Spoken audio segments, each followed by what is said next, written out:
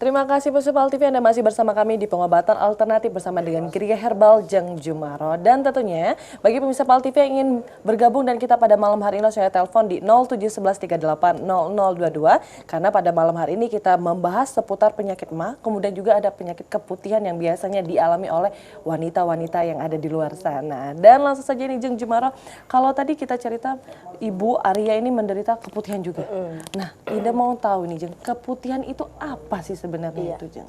Keputihan atau orang sering menyebutnya adalah pektai, ya, itu cairan yang berwujud lendir maupun krim yang keluar dari alat vital wanita. Biasanya keputihan itu disebabkan oleh berbagai faktor. Di antaranya pemicunya bisa karena stres, ya, yang mengganggu sistem hormonal kewanitaannya. Kemudian juga bisa dikarenakan penyakit, misalnya ada kiste, ada mioma gitu kan. Dan yang ketiga adalah karena iritasi juga bisa, peradangan, atau juga karena kuman dan bakteri.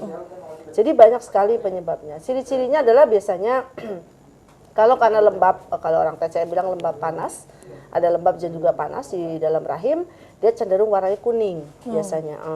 Tapi kalau misalnya hormonal, biasanya dia warnanya putih. Tapi kalau sudah disebabkan oleh kuman, ya, bakteri, itu biasanya berwarna hijau.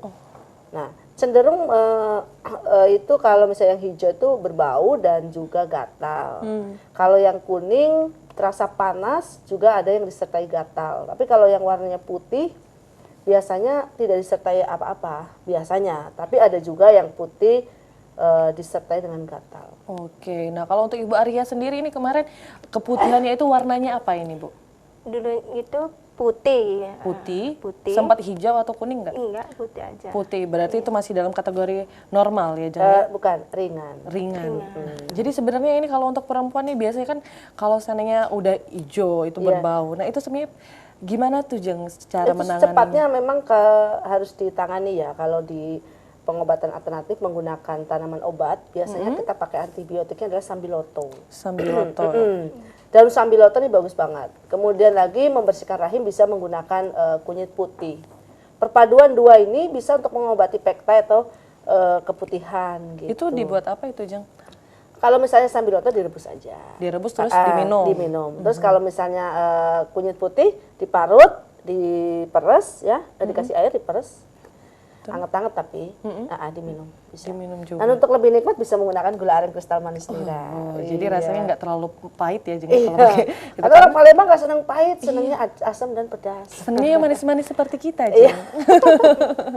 Baik, Sebal TV yang ingin bergabung dan kita langsung gabung di 0711380022 karena kita masih membahas tentang seputar gangguan pada wanita ini yaitu keputihan ini ya Jeng ya. Nah tadi ada yang warna kuning, ini lembab, itu diakibatkan karena lembab. Panas ya Lembab rahimnya, dan biasanya dia ada peradangan di dalam rahim. Peradangan seperti apa itu Jeng? Ya meradang itu kan orang gampang bilang kan sariawan ya, nah gampang ngomongin nih.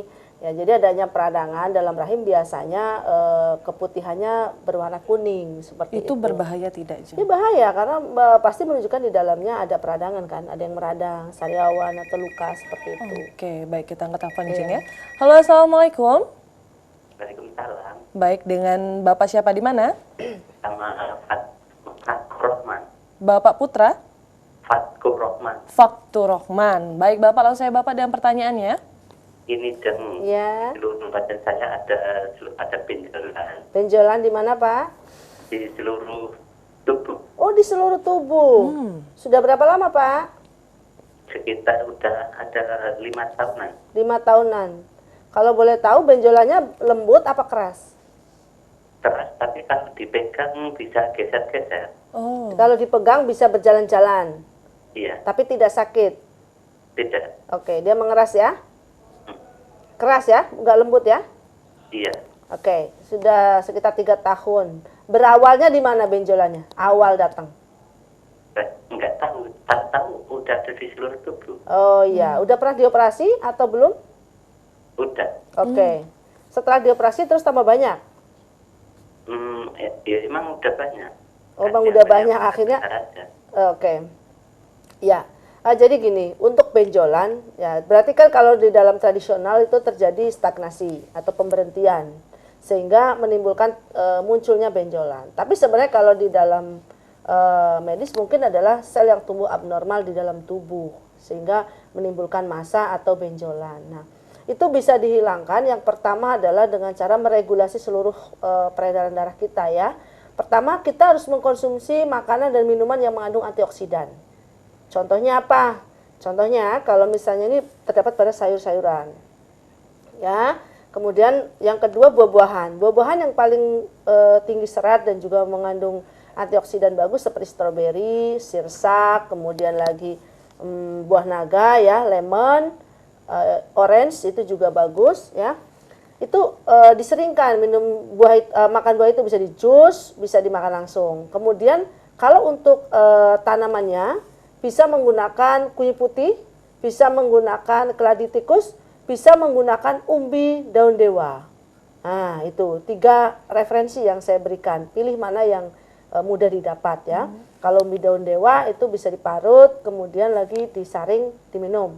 Kalau keladi tikus, umbinya juga ya, itu direbus aja, airnya yang diminum. Kalau kunyit putih bisa diparut juga, seperti umbi daun dewa cara pakainya ya.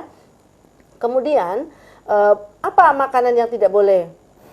Otomatis makanan yang nggak boleh adalah makanan yang mengandung oksidan tinggi ya, yang mengandung 3P, pewarna, pengawet dan juga penyedap. Apa? Misal MSG seperti itu ya. Kemudian yang warnanya terlalu mencolok ya. Saya sarankan untuk tidak mengkonsumsi mie instan. Kemudian sementara ini tidak mengkonsumsi ikan laut dulu, terutamanya udang, kemudian lagi cumi ya, kepiting, kerang ya, seperti itu. Kemudian lagi penyedap rasa nggak pakai lagi. Bisa menggunakan gula aren kristal manis tidak aja dengan garam cukup ya. Kemudian kalau misalnya sudah seluruh tubuh maka yaitu harus dilakukan treatment, perawatan yang intensif.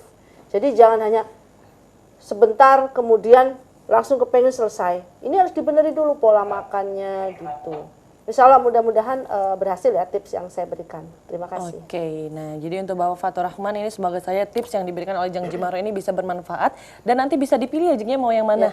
Ya, yang terdekat yang dia bisa dapetin. Oke, baik. Baik, pemirsa PAL TV tentunya setelah yang satu ini kita akan kembali lagi. Jadi jangan kemana-mana, tetaplah bersama kami di Pengobatan Alternatif bersama dengan Gria Herbal Jeng Jumaro.